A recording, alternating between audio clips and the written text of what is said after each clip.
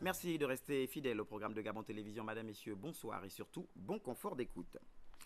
Nous vous le disions, ils étaient 10 ingénieurs de conception et 19 ingénieurs des techniques des eaux et forêts à recevoir leur parchemin ce jour. La cérémonie de remise de diplôme a eu lieu à l'École nationale des eaux et forêts au Cap Estérias en présence du Premier ministre, chef du gouvernement, qui plus est parrain de cette cuvée 2012. Il faut dire que l'ENEF se positionne actuellement comme un pôle de formation en matière de gestion durable des forêts et de conservation des écosystèmes. Le reportage d'Ahmed Mouyaka et de Jean-Pierre Moussouami. La cérémonie de remise des diplômes à la 4e promotion des ingénieurs de conception et à la 41e promotion des ingénieurs des techniques des eaux et forêts revêt ici un cachet particulier. Rehaussé par la présence du Premier ministre Raymond Ndong-Sima, parrain de cette cuvée 2012, quelques membres du gouvernement, partenaires et invités de marque ont également pris part à cette cérémonie qui témoigne de l'intérêt que les plus hautes autorités accordent à la valorisation des ressources forestières, fauniques, halieutiques et environnementales. L'événement a été ponctué par plusieurs discours, dont celui du président de l'association des étudiants et stagiaires de l'École nationale des eaux et forêts. Excellence, Monsieur le Premier ministre, le choix de votre digne personnalité n'est pas fortuit. Vous présentez ainsi à nos yeux un modèle de rigueur, de discipline et de dynamisme, entre autres, auquel nous attachons du prix, afin d'apporter comme vous le meilleur de nous-mêmes au service de l'État. Aussi, avons-nous le grand espoir de trouver à travers vous un soutien précieux à notre insertion et reclassement futur. Le directeur général de l'ENEF s'est saisi de cette occasion pour rappeler les dernières réformes engagées par cette école, des réformes qui inscrivent l'ENEF dans le cadre du développement des pôles d'excellence dans la sous-région. S'agissant de la réforme de l'ENEF, qui a démarré depuis 2008, celle-ci devait être finalisée au travers de la mise en place d'une ENEF nouvelle, arborant tous les aspects organisationnels et institutionnels, afin que celle-ci puisse s'arrimer à la loi 21/2011, qui consacre les aspects stratégiques sur l'éducation, la formation et la recherche. L'École nationale des eaux et forêts, en tant que vivier national des ressources humaines, est l'un des maillons forts du plan sectoriel forêt-bois. La gestion efficiente de nos ressources forestières nécessite des hommes et des femmes bien formés, en phase avec les besoins actuels de développement. M'adressant aux lauréats, je voudrais à cet effet vous adresser mes sincères félicitations. Remise des diplômes aux lauréats, remise de présents, photos de famille et parades militaires ont constitué la dernière phase de cette manifestation. En sa double qualité de chef de l'administration publique et parrain de cette cuvée 2012 de l'École nationale des eaux et forêts, le Premier ministre Raymond Ndong-Sima, nous vous le disions, a présidé la cérémonie de remise des diplômes aux 29 lauréats. Le reportage de nos confrères de la presse de la primature, Charles Oganda Maganga, Olivier Antonio, Alain Sergeyenne.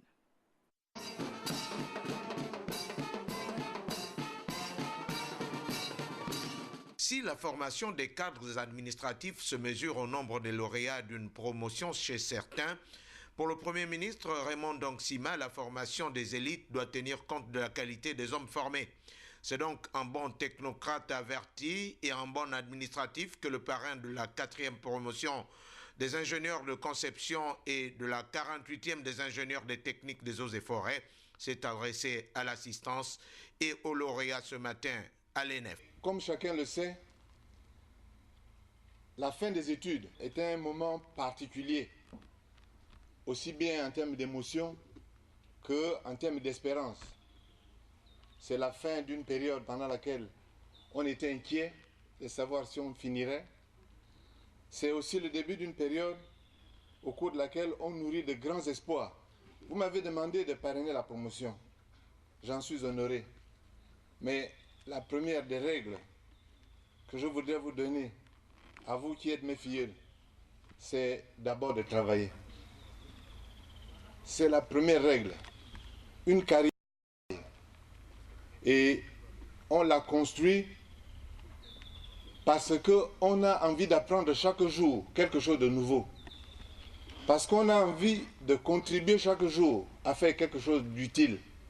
Rappelant à ses filleuls les clés de la réussite sur le terrain professionnel qui passe par le travail et l'humilité, le chef du gouvernement n'a pas manqué de conseils pour les 29 récipiendaires.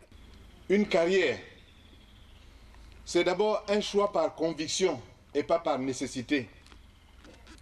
Si vous avez choisi d'aller à l'école des eaux et forêts, c'est parce que vous aviez une attirance pour cette école, mais pas pour l'école elle-même, pour ce secteur d'activité. Il faut donc que vous consacriez le temps, la passion, l'énergie et l'enthousiasme qui correspondent à l'attrait que vous avez eu pour ce secteur d'activité. Et non pas que vous passiez votre temps à vous demander quel jour vous serez chef de service, directeur, directeur général et peut-être autre chose. Une carrière se construit par le travail. Le travail opiniâtre vient à bout de tout. C'est ça qui fera votre carrière. En se rendant personnellement à l'ENEF pour présider la cérémonie de couronnement de la cuvée 2012 de l'École nationale des eaux et forêts, le Premier ministre Raymond Ndongsima et les quelques membres du gouvernement qui l'accompagnaient ont tenu à témoigner tout l'engagement des hautes autorités du pays à œuvrer pour la formation des cadres compétents au Gabon. Afin d'accomplir en toute sérénité leur mission de terrain, les cadres dirigeants et le personnel du Centre de développement des entreprises viennent de recevoir une importante dotation en véhicules. Le premier lot de 16 véhicules a été remis au cours d'une cérémonie présidée par le directeur général du CDE, Alfred Giabanda. Le reportage de Patrick Simangoy sur les images de Jean-Pierre Moussoni. Après une année de grands défis de recherche d'un siège social pouvant abriter dans les meilleures conditions de travail le guichet unique aux formalités et l'ensemble du personnel du Centre de développement des entreprises, le CDE démarre 2013 sous le signe de nouveaux défis de renforcement des capacités opérationnelles du centre avec la mise en place d'une commission stratégique pour réfléchir sur le fonctionnement du CDE. 3 années après sa mise en place, le Centre de développement des entreprises fait du triptyque une mission, un homme, des moyens, son credo. Le directeur général, Alfred Giabanda, a mis à la disposition de ses collaborateurs ces moyens roulants susceptibles d'apporter une plus-value dans le rendement attendu au quotidien. Ils sont 16 des 25 véhicules acquis grâce à la convention signée entre le CDE et CFAO Gabon en octobre 2012. La facture sera réglée par traite selon une périodicité définie par les deux parties. Les véhicules restants seront livrés dans quelques jours. Les bénéficiaires de la dotation sont les conseillers du directeur général, les directeurs, les chefs de service, bref, les cadres dirigeants et le personnel qui n'aura plus droit à l'excuse. Pour une dotation, celle-ci en fut bel et bien une. Pajero, Kia Sportage et Kia Simple sont autant de marques de véhicules sur lesquelles s'est porté le choix du directeur général du Centre de développement des entreprises. Et puis Libreville, la capitale gabonaise, abrite depuis hier la réunion de l'Union des conseils des chargeurs africains, des assises dont l'objectif est d'évaluer le plan d'action adopté par l'UCCA et le suivi au sein des différents conseils membres de l'institution sous-régionale, 2 mois après l'organisation des 6e journées du chargeur africain au Gabon. Rodrigue Tessamouanga, Félix Moulibangoyi, reportage. Un peu plus de 2 mois après la tenue des 6e journées du chargeur africain, les membres de l'Union des conseils des chargeurs africains se retrouvent à nouveau à Libreville, la capitale gabonaise. 2 jours de travaux consacrés à la mise en œuvre des recommandations issues de ces 6e journées. Ces recommandations et résolutions que nous avons eu à prendre en novembre 2012 à Libreville, qu'on ne puisse pas les mettre dans les tiroirs. Et que chaque conseil des chargeurs, nous puissions voir, c'est le début de l'année, comment nous puissions les intégrer dans nos différents programmes d'activité de l'année 2013. Des retrouvailles qui ont pour objet la présentation de l'état d'exécution du plan d'action adopté par l'UCCA. Avec l'appui du président des 6e journées, avec l'appui de Madame le Président de l'UCCA, j'ai tenu à ce qu'on se retrouve ici encore à Libreville pour cette nouvelle année pour faire un peu le point de l'exécution des plans d'action, des recommandations que nous avons mis en place lors des 6e journées. Qu'est-ce que nous allons faire, nous, Conseil des chargeurs? Comment allons-nous nous repositionner pour l'année 2013? Quelles sont les stratégies que nous allons pouvoir mettre en place afin de pouvoir évoluer de manière sereine? 2 rencontres d'envergure sous-régionale à Libreville en l'espace de 3 mois. Le Conseil gabonais des chargeurs apparaît comme un modèle à suivre. Le CGC, c'est un conseil des chargeurs qui a dévancé beaucoup de conseils des chargeurs. Nous-mêmes, Conseil burkinabé des chargeurs, nous nous inspirons beaucoup de tout ce que le CGC a eu à faire. Et nous continuons toujours à demander l'appui du CGC dans le cadre justement de nos activités. C'est un conseil repère. Et je crois qu'aujourd'hui, avec notre sœur, Mme Nina Gari, je pense qu'on va aller beaucoup plus en avant encore. On essaye de mettre en place de grands projets, toujours dans le cadre de nos activités, en collaboration toujours avec l'Union des conseils des chargeurs africains.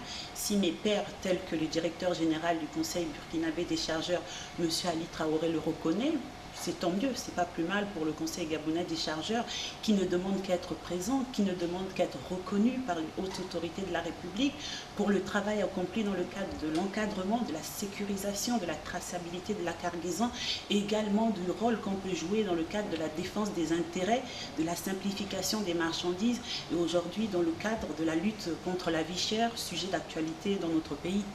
Enjeux internationaux et défis à relever, les membres de l'Union des conseils des chargeurs africains ont fixé le cap. L'avenir de l'institution en dépend. Et puis dans l'actualité encore, la prestation de serment de 56 contrôleurs budgétaires et adjoints, c'était aujourd'hui au palais de justice de Libreville.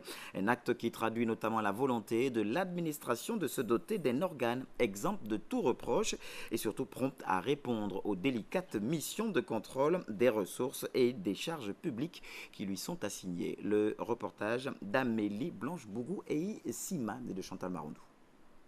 Je jure de remplir consciencieusement mes fonctions avec probité, dans le strict respect des lois et règlements en vigueur en la matière.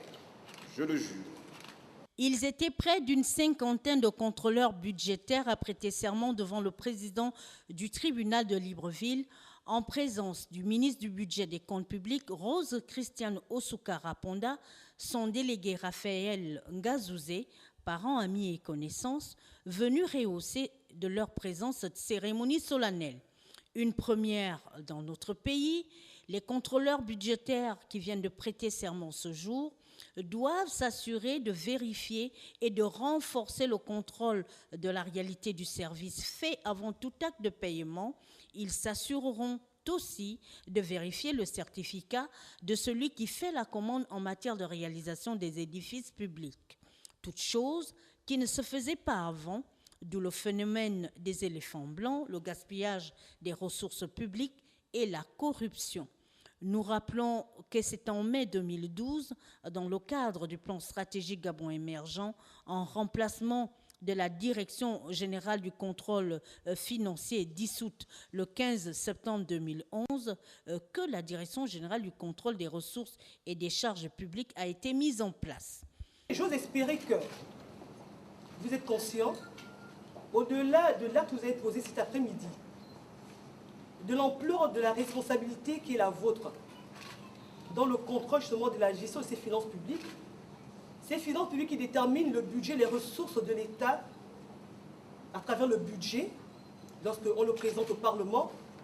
Ce budget que nous autorise le Parlement au nom du peuple gabonais, dont vous en faites partie, ce budget qui est composé des impôts, vos impôts, nos impôts et les impôts de toute la population, vous devez lutter, faire en sorte que tous ceux qui confondent les ressources de l'État à leurs ressources personnelles soient traqués.